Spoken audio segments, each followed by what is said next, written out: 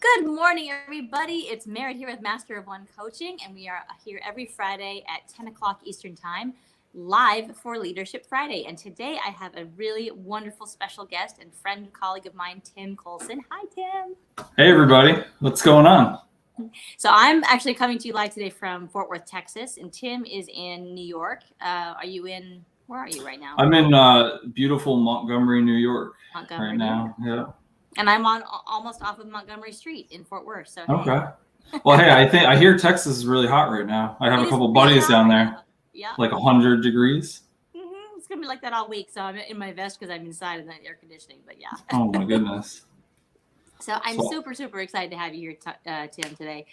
We were gonna connect a couple weeks ago, and then we had to rearrange some things because life happens, and you've had quite a year. You've had that I have. That I have. I've had a year. So I want to just let everybody know that if you want to send up a comment, a question, this is the first time I'm doing this from my iPad, and so I'm getting kind of used to how it works on the iPad. If I don't see your comment or question live here, if I'm not able to see it, throw it up there. Maybe Tim can also see it via his device. But in the meantime, if we don't get to your question today, we can always go back later and answer it after the fact. So if you're catching us live and have a question, we can go back later. Or if you're on the replay here, we'll come back around and say hello and answer any questions you might have. Cool. And Tim is a pro at this, so I don't need to do a lot of hand holding today. I don't know if pro is a pro. I guess pro is it's in the eye of the beholder, right? But well, sure. That's always true, I guess. I certainly just shared it and tagged a lot of folks. So awesome. Please join us. And I'm going to keep mine up too, so that way I can see if people say anything. Yeah. Whatever. But this is cool that we're like doing a little. It's like on the fly. You're in Texas, trying to figure it out. That's what this whole last 18 months has been about, right? Just like figuring it out.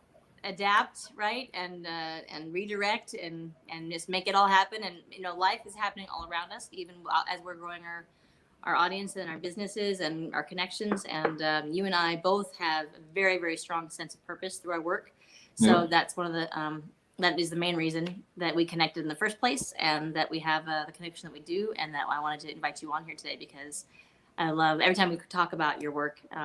We have that through line in common. So speaking of that, let's talk about you a little bit and tell us about your story as you would like to present it today. Sure. So hi, everybody. My name is Timothy Colson. I've been an entrepreneur for the last 8 years. Prior to that, I was in store leadership with a big box realtor. Leadership has been in my blood for most of my life. I've always just been like drawn to it. And I usually, when I do something, I shoot for it to go down that line, or that path rather. So I have a beautiful wife. Her name is Emily. She's my best friend. She's very, very supportive. I have 5 boys: Jude, Quinn, Jackson, Chase, Clayton. 13, 11. The twins are gonna be 5 next week, and the baby's 2. So that's me. I'm a family guy, business guy, and I also love hockey. New York Rangers. Go Rangers. So. Fantastic. And so tell us about how you found yourself, because you have a couple of new things happening now. Yep. And can you give us a couple of insights into what Sure. has led you to this point specifically? Yeah. So I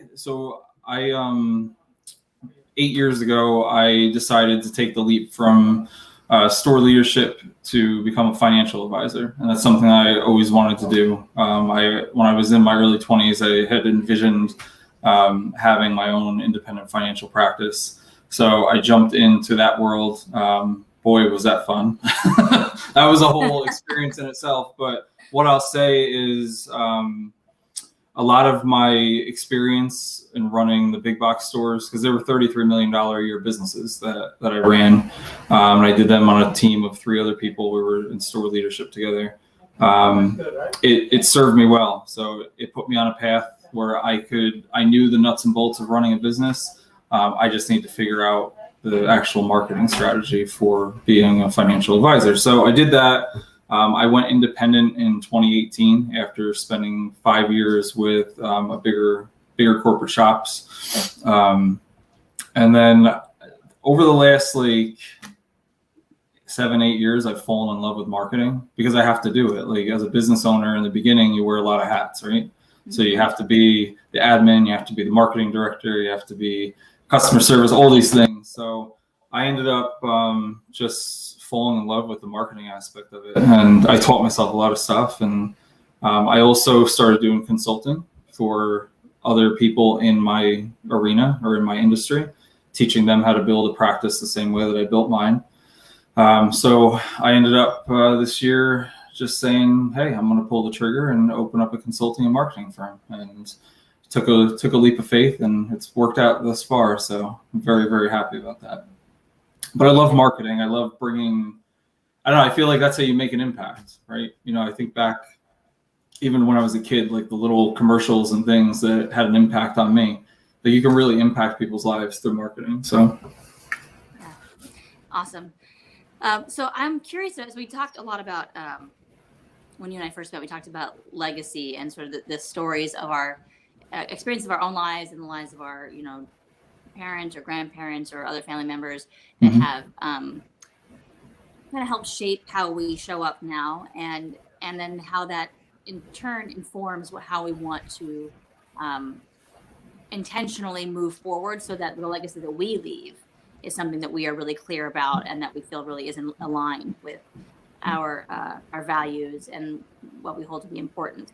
And you also just said leap of faith. So, you know, faith is really important to you. And, you know, I work a lot with clients, you know, however the faith or spirituality shows up for people, whether it's, you know, whatever religious form or spiritual form it takes, that is a really, I think that's an important part of legacy, because it helps us understand the perspective of us as one person, one soul, in the context of a greater, of the greater. Yep. So, yeah, no, you're right. Ellipsis, sorry. So let's, and I hope this isn't too much of a leap here, but I think that it isn't with you, to connect those two things together, like your sense of your soul purpose, as it is informed by your faith, as informed by your work, your story, your experiences, and how that in turn, like, kind of directs what legacy you want to lead. Does that make sense, what I just asked? Yeah, it's cool. And if you don't mind, I'll get a little vulnerable and open here. Please. If you're okay with that. Yeah, absolutely. Here comes the scary times. So for me, my faith has been crucial to my development and to my success. You know, I put all my faith in God, and I try to be the best I can in terms of being a Christian man and stuff. I mean, I'm not perfect. I make mistakes every single day, as do everybody. Yes. But prior to like really diving into my faith, I was lost. You know, I was doing a lot of, I was caught up in addiction, I was caught up in depression and anxiety, and just a lot of things that really, they just weren't very, they were self-serving to the flesh part of me, like to the things that made me feel good in the moment, but there was no real like purpose there. So I ended up taking a leap in 2014, and I gave my life to Christ. And, you know, listen, the one thing I'll say about that, a lot of times people think it's like a magic pill, or like it's going to make everything better. It doesn't actually. In turn, I would argue it might make it a little bit harder, but with great resistance and pressure, diamonds are formed. So, I mean, I feel like I've learned a lot. I've learned a lot about myself. I've grown as a leader, I've grown as a man, as a father, as a husband, all these things. But my faith is my compass. You know, it's the foundation upon which all the things that I build, whether it be my relationship with my wife, my family, my businesses. So for me, it's given me a great sense of direction. You know, it's a great starting point, and it's intertwined in everything that I do. You know, I'm not shy about it. But yeah, that's it. I mean, I don't know where I would be today without my faith, you know, and it's been challenged a lot over the years. A lot of people I don't talk as openly about, and I won't get into specifics, but I don't talk as openly with everybody about the things that I've experienced over the last couple of years. But the people that are really close to me, they know. And like one of them recently said, a really great friend of mine, he was like, and I consider him a mentor. He said to me, he was like, you know, he's like, Tim, people don't know about that. They don't know like late nights, this experience that you went through, how that shaped you. They're just going to see the product. They don't see the process. So it's like, and that's very important. You know, it's everything that we do is a process, and we have to just see it through. A lot of times I feel like people, they don't get to experience the full breadth of their final product because they're not willing to push through the process, you know. And I think that's, yeah, I don't know, just, yeah, there we go. Well, there's a lot of perseverance I'm hearing in that story, and the sense of purpose and drive that, again, is kind of beyond just the individual, right? But beyond just you as an individual. And it's interesting, I think, as leaders, we tend to, even in my own work with clients, like I see it's a really essential part of the framework that I work in called energy leadership. And yet often I even find myself resistant or reluctant to talk about it because I was like, I don't want to make anybody uncomfortable, like with the sense of the spirituality, because I don't want to offend anybody, or I don't want to, you know, I don't want to dive into somebody's, you know, kind of deepest soul part of them without, because it's a really vulnerable place. I don't want to make sure they feel safe. But at the same time, if we neglect that piece of ourselves, if we neglect and don't integrate it into our leadership, then we're not really whole, right? Yeah. And so whatever it is, whatever context it's in, for you, it's, you know, you were baptized in, you know, a Christian faith. You know, there's lots of other different versions of that story for, you know, for different people, certainly from my perspective too. And yet the through line, one of the through lines there is a sense of purpose and connection to humanity, to the spirit, right, to our own soul. So I appreciate you sharing that, and I think it's really important to integrate that and into what leadership means and how it does connect to legacy, because it also brings us a sense of what's beyond us, right? Yeah, it's huge. I mean, legacy. So for me, legacy has been super important. I mean, it's in the name of one of my companies. So Tri-State Legacy Group. I mean, there's a lot of it. Like, we're an insurance and financial services group. So I mean, you think about that and the way that, like, the things that you're doing today to pass down to the people that come after you. I mean, that makes a lot of sense. But for me, legacy, it's really important. My dad, he passed in 2019, and my dad has been a strong, people that know me know that my dad's story and my dad as a human being, he's a very strong part of my purpose, because he was a very determined man. He achieved a lot of success. He raised great kids. He did a lot of really great things for other people. I mean, he was loved by so many people. Even today, like, I go to the store and people are like, oh, you know, Mr. Dad, I was thinking of him the other day. Had a guy on a social media platform, crazy stuff. Every morning I put up like a verse, a Bible verse or something. Somebody shared it. Another person saw it, liked it, and then they messaged me and said, hey, are you Jim's son? I was like, yeah. And he was like, oh, I got all these stories I got to tell you. And I'm like, what? He was like, yeah, your dad was like the greatest guy ever. You know, it's like that, like, and like, I'm getting a little choked up talking about it. I'm not even going to tell the stories. I'll start bawling on Facebook Live. But like, you think, like, my dad impacted so many people, and it's just like, that's what legacy is. Like, how great of an impact can you make?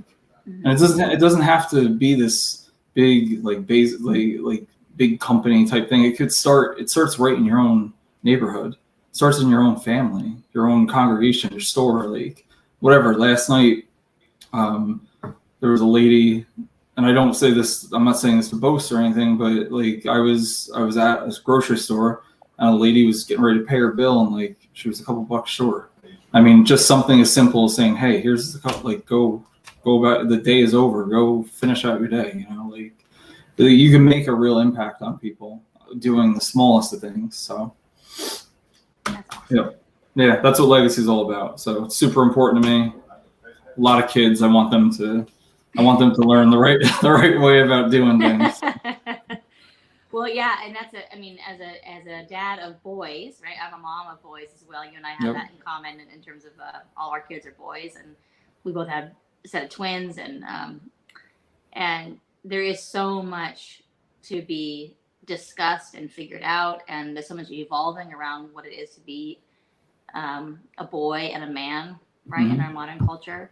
how and there's so many nuances that are still being understood, and so keeping an eye on, being a good person, doing the right thing. I know in recovery language, sometimes they talk about, one day at a time, right? You want to do the next Yep. right thing. Like that's such a great mindset. Just be like, when in doubt, just do the next right thing. And that's super informative in our household too. Okay. So speaking of that, what would you like in 20 or 30 years, when your kids are out there in the world and they said, oh, hey, is somebody, are you Tim's son? Let me tell you all the stories about how Tim impacted my life. What would you like them to hear? That I did the right thing by people. That's it. I mean, that I was driven. I moved with a sense of purpose. I mean, I think one of the craziest things is that people that have experienced anxiety or depression or whatever before,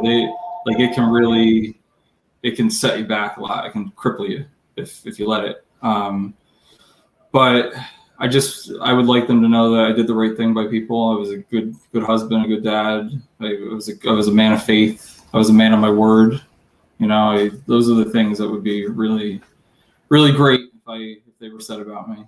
And that I did my best to make an impact. That's really it. Because I think that's what it's all about. I don't think success isn't measured by the things that social media tells you success is measured by, or media in general tells you it's measured by. It's measured by this, and like how you're impacting people. That's true success. So.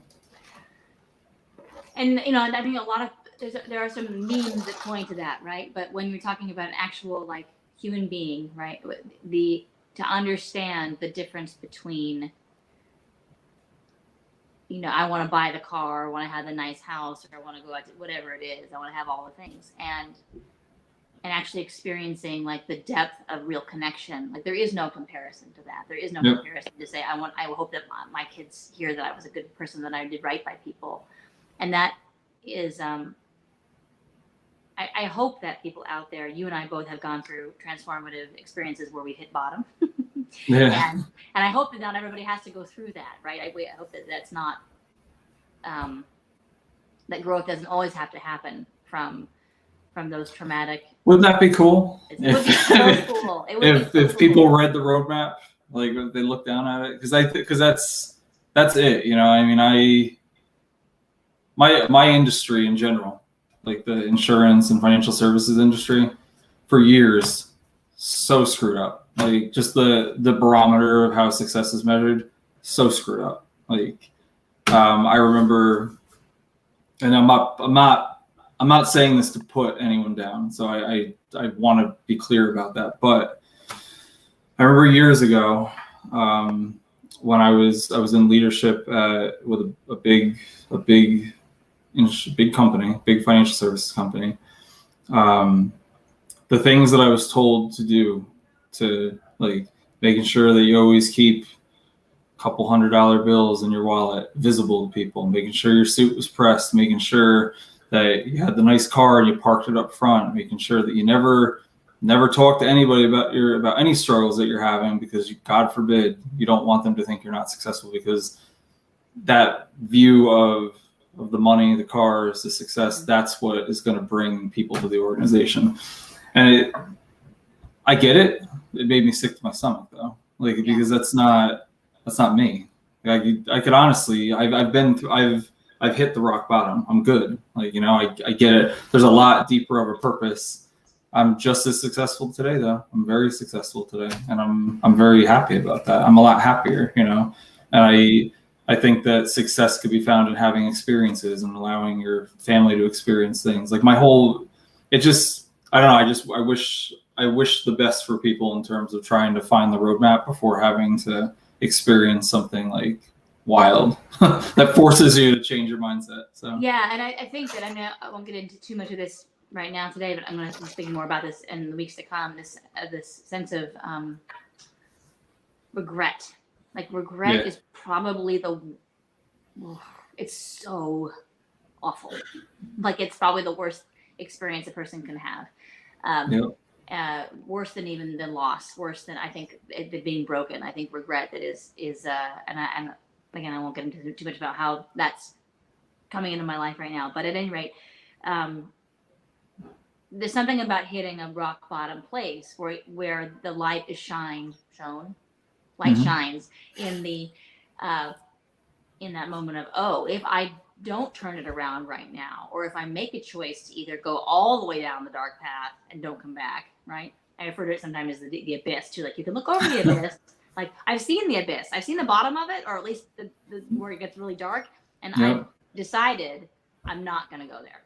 Yep. I made the choice to step back off the edge and do something different, right? So to always have that, once somebody has a bottom experience, I feel like that is, I mean, we don't always keep it in mind because we can forget. It is possible to forget that.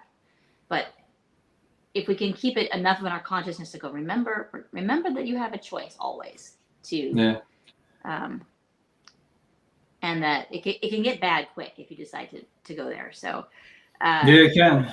Yeah, so Totally it's a really can. grounding thing, right? It's like, oh, I can have regret. And regret is available to me over here, and I have the choice to do something that really, really meaningful and purposeful. We all get to choose. We all get to choose our pain, right? The pain of discipline or the pain of regret. That was something that a mentor of mine said to me, like when I was first getting into leadership, and it's always stuck with me because, like, we're given free will to make choices, and the choices that we make, they're going to determine what the next day, week, month, year, couple of years ends up like. So, I think that's 100%. And regret, to your point, that played a lot into my decision making this year. So as you know, we've talked about this a lot. I've had some fun experiences this year. I had a pulmonary embolism. Yeah, I had a pulmonary embolism in March, and it was in the ICU and all these other cool things. Yeah, it's great, but sometimes sarcastically. But I have to say I'm thankful for it, because who knows how long I would have kept putting off starting a consulting and marketing company. Mm-hmm. Who knows how long I would have like before that. I'll just be open and honest. My faith, I wasn't as engaged in my faith as I had been. It caused me to slow down because I'm so go all the time.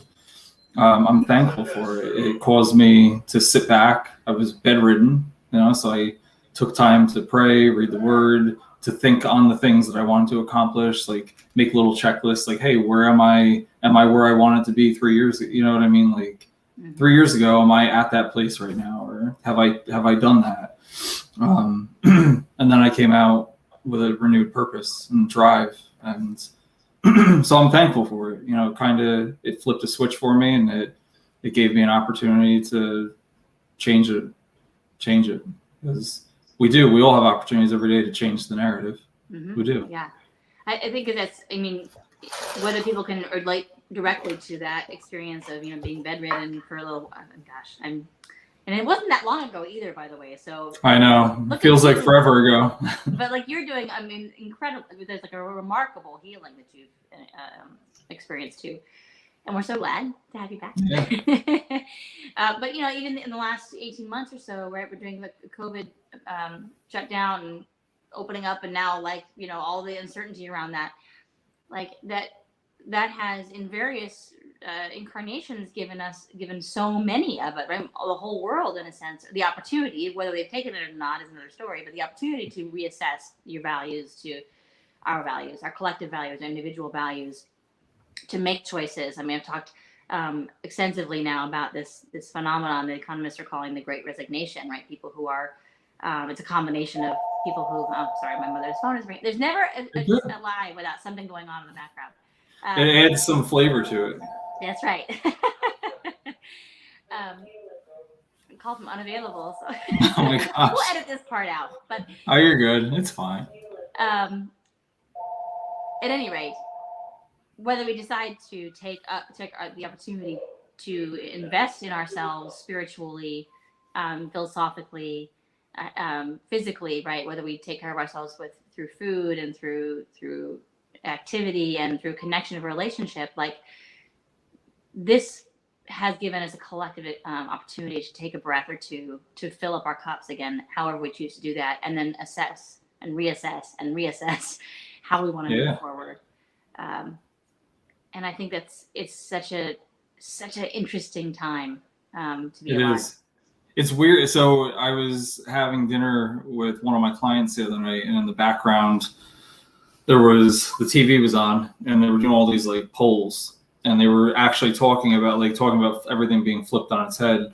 I think the way that people approach work and what work-life balance and what money and all these, like what it means, I think that it's changed for people. They said some crazy statistic, like 65% of people would take a pay cut if it meant they could work from home forever. That's right. And then that's part of this whole economic phenomenon. Yeah. It's cool. I mean, I think also more than ever, people are understanding that you don't need to depend on somebody else to provide income. There's so many opportunities now for people to be in control of their time and still get some type of income, So it's definitely cool. It's an interesting, different time to live in, Well, it's a wonderful news for me because I love seeing this incredible blooming of solopreneurs who are doing not just out there to support themselves financially, but really are taking the opportunity. And this is, where my really passion lies, is taking the opportunity to use their gifts to support themselves, to support their families, and then their communities, however they choose to do that. So whether it's a food product, or it's a service, or it's some sort of social justice focus, or philanthropic, whatever. It's just become so much more on the forefront of like, hey, I can make a difference and show up with my paycheck, with my ingenuity, with my resources, and actually like move the needle on a certain cause that I have or passion that I have, in a way that I think has been so segregated before, right? It was money, and then it was things we care about. Yeah, really, real quick. There was I met somebody through networking. They're starting a company local to us, and they've monetized the home washing machine. I don't know if you may have heard of this. No, I haven't. It's like Uber for washing your clothes. It's the craziest thing. So but it's a real thing. Like you basically you get a list of providers. You go onto this app. I downloaded the app. I don't know if I have someone like we can wash our own clothes. Like it's fine. But apparently like I could go on this app and I could find a list of service providers in the area that are willing to wash clothes. I throw them in a bag. I leave them outside my house. Person comes, picks it up. Within 48 hours, I have my clothes back, and I pay like $20. Oh my gosh. Yep. And they have it all set up so you like pickup days are in the beginning of the week, and then they're brought back throughout the week. So like I talked to the CEO, like they have a whole game plan. It's very like they care about trying to help the service providers make money. They get a good cut of it. Like I think it's like 80% or something. Like it's really, it's cool. But you can monetize anything now. It's so weird. The great like OCD folders of the world come out, and they can. Yeah, right. Like now, your talent can now be your business there. Like be an OCD folder. I'm a terrible. Oh, so am I. No one wants me folding their clothes. No, but my husband, on the other hand, he's excellent. So. All right, so as we wrap up here, Tim, thank you so much again for coming here today. I wanted to say, too, that Laura said hello, so I'm going to see if I can bring this up. There she is. Hi, Laura. There she is. The Finizzler. I wanted to mention something about our friend Ian. Yes. Right? Yeah. And so leadership. Ian Limbaga was on a few weeks ago. He's a very, very good friend of mine. I love the guy to death. I wanted to give an example of what I perceive leadership to be. So Ian demonstrated true leadership in this one particular instance last year where I had befriended a family from Omaha. They had two young boys that loved superheroes. And if anybody's ever gone to my Instagram, my actual profile picture is me in Spider-Man form, and Ian made it. Love it. I love Spider-Man. Love superheroes in general, but these two young boys, they love Batman and Captain America, and I reached out to Ian, and without any hesitation, he jumped into action. He made superhero caricatures for these two young boys. We had it sent out to Omaha, and it was placed in a frame. And to me, that's the level of leadership. Like Ian is a servant leader. He's a heart-focused, like heart-centered leader. Cares about making an impact on people, and he didn't even question it. You know, like that's we need more Ians in the world. We need more Batmans, Spider-Mans that are running towards the problems instead of running away. And I think that I just wanted to call Ian out because that moment it solidified our friendship. We had a great friendship before, but at that moment, like I knew I was like, all right, me and Ian we're on the same plane. He's one of my top 5. I love that guy. So yeah. Well, and there's a depth of that connection that because you both shared that desire to help and serve. And there's another part of that story which you didn't tell. Do you mind if I tell it, or do you want to tell the rest? What's that? You didn't tell the rest of the story about the little boy and how that picture put out. Do you want to go ahead and finish that part? Yeah. So, I which part? Well, because where the picture ended up showing up at the end, at the last part of the story. Yeah. Well, the reason I bring that up is because it's not just about the little boy that got the picture. Yeah. It's so the thing is, the young little boy, he was ill, and when the picture in the immediate showed up, they framed it at the birthday party, and like this little boy received so many he loved Baby Yoda. I met them in a Baby Yoda group, which I love Baby Yoda, and I think everybody loves Baby Yoda. He's adorable. My little son, I feel like, looks like Baby Yoda. Like he's just minus the big ears. But when they were going through, the little boy passed about a month ago. Might have been a month and a half ago. It's definitely it rocked the community that we originally met in, and for me it hurt a lot because I became good friends, I feel like, with the family. And at the little boy's memorial service, the picture was there with that Ian had made. And for me, that was anytime you get an opportunity to make a positive impact in someone's life, I feel like you should take it. And I do feel like not only in that little boy's life, but in his brother's life and in his mom and dad's life, Ian made an indelible impact, and it will never be forgotten. It's never going to be forgotten by me, and I'll tell this story to everybody, because I think it matters. We all have opportunities every single day to make a positive impact. It could be as simple as the homeless person that's hanging out by exit 10 in Newburgh. There's a Little Caesars right across the way. Go buy a $5 pizza, give it to the person. They're obviously hungry. Get them some water. Get them some clothes. There's so many ways that we can make an impact every single day. It doesn't have to be this big grand thing. It could just be listening to somebody, hearing what they're saying, seeing that they have a need, and then trying to solve the need. And in that instance, Ian did. So well, he's the man.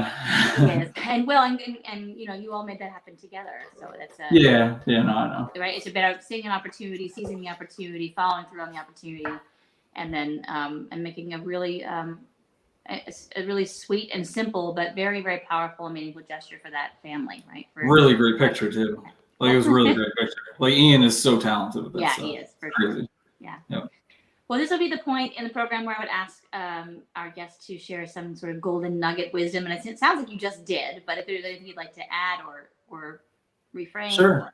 Yeah. No, I think just you just focus on making an impact every day, and start where you're at. It doesn't have to be some crazy outlandish thing that's blasted all over social media or in the newspaper. Just look to impact one person a day. Start with that. Now for me, I have my own personal goal every week. I look to impact 10 people. That's my goal. You can build up to that. And you would be surprised at how it's just really cool. I don't know. I don't really know what else to say, but it's just really cool because the world needs, we need to stop, especially with everything that's going on. And I think that a lot of us have done a good job. We've been very present and understanding that people are going through stuff. These last 18 months have been hard for everybody. Like, it's just crazy. They've been bonkers. Bonkers, yeah. Like, and continues to be bonkers, by the way. So yeah, I have a feeling it might get bonkers. Like, I don't know. It's just the bonkersness chart is like, there's a lot of bonkers. We should start our own scale of bonkers. Totally. But I would say that, like, just continue to keep your ears open, listen to people, make an impact. Like, that's where the real work is done and where the real impact is made. So. All righty, my friend. Thank you so much for coming this morning. I've been showing up this morning. I really appreciate it. Yeah. It's always such a pleasure to talk to you, and I just really, it's really a gift to know that you are out there in the world, and I just appreciate you being part of my circle, my network, and doing. I appreciate that. Yeah, no, this is fun. It's cool to be on Leadership Live from Texas edition. Live from Texas, y'all.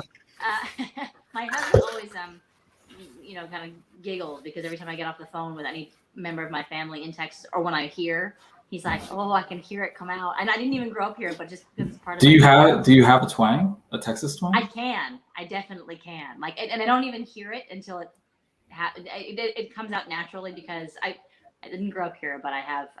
It's part of my family culture, right? And so, and I spent a lot of holidays here, and when I was a kid, half my family's all here. So, yeah, I actually have a story about real briefly. And when I was in college for acting, and I would go into my speech class, and my speech teacher would say, without missing a beat, anytime I was on the phone with my mom, she would say, "Oh, you've been on the phone with your mother, haven't you?" Because she could hear it as soon as I walked in the door. Oh, wow. You should do an entire episode of Leadership Live in Texas twang. I should. It doesn't. Give it a shot. It doesn't take much for me to slip into it. And to tell you. You only live once, no regrets. Just do a month, do Texas month or something. Oh goodness. Cool. Well, hey, thank you so much for having me on. I really appreciate the opportunity. Yeah, I just want to say hi to Kevin. Kevin Toohey is the man. Kevin Toohey's in my top 5. That's a guy that people need to know. He's a really good dude. He's so smart. He's so smart, and he always puts himself in the position to say yes to opportunities, which is really cool. And Laura is the same way. She chimed in before. Lauren is, we call her the Finizzler. She's a part of the License to Sell Real Estate team. She is the personality of that team. She's got, oh man, anybody, if you want to watch some great social media content, head over to Laura Finizzi Realtor page. It's hilarious. Awesome. Yeah. Well, thank you again. Appreciate it. Thank you for being here. Again, everybody, welcome to Leadership Live. If this is your first time joining us, we're here every Friday at 10 o'clock Eastern Time. And we have new guests on every week who are all purpose-driven leaders and founders who are out there setting the world on fire in small and big ways. And Tim certainly falls into that category with 100%, but totally has authority in this venue. And cool. If you want more about leadership in Leadership Live or Master of One Coaching, please visit us at masterofOnecoaching.com. And you can also check out Tim. Tim, would you do me a favor and drop your social media links into the comments? That would be awesome. I will. Yeah, you want it in the actual Facebook comments, right? Yeah, that'd be great. Yeah, I'm gonna do that right now. Let's see. Don't mind me as I look down. No, you're fine. And again, if you're visiting us for the first time, please come and join us. Our website has our newsletter, so you can go to masterofonecoaching.com, all written out. And join our newsletter. You'll get updates every week on our new guests and things that are going on as we grow and help other people change the world for the better. And there it is. Here's his link tree. Thanks so much again for joining us, Tim. Thank you. Appreciate the opportunity. Next week. Peace.